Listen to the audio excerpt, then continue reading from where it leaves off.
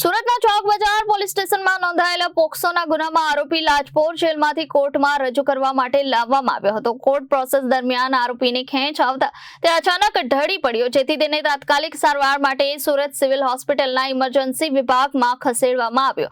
આ દરમિયાન જાપ્તાના પોલીસ કર્મીઓની નજર ચૂકવીને તે ફરાર થઈ ગયો હતો।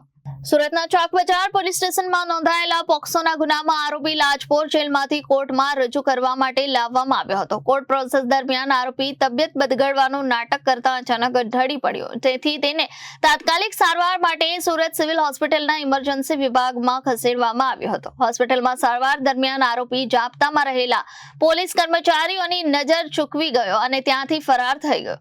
ક્રાઇમ બ્રાન્ચ સહિત ખટોદરા અને વરાછા પોલીસ દ્વારા આરોપીની શોધખોળ શરૂ કરી દેવામાં આવી છે। શહેરના અલગ અલગ વિસ્તારોમાં ચુસ્ત પેટ્રોલિંગ અને સીસીટીવી ફૂટેજ દ્વારા તપાસ હાથ ધરવામાં આવી રહી છે।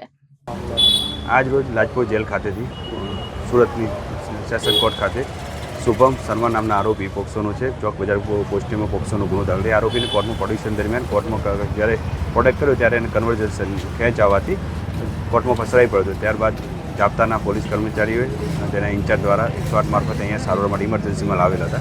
ઇમરજન્સી સારવાર ચાલતી હતી તે દરમિયાન એને બેડ ઉપર ઉતરી રહ્યો હતો। તે દરમિયાન પોલીસ જાપ્તાના માણસોની નજર ચૂકી અને બેડ ઉપરથી ભાગી ગયેલ છે।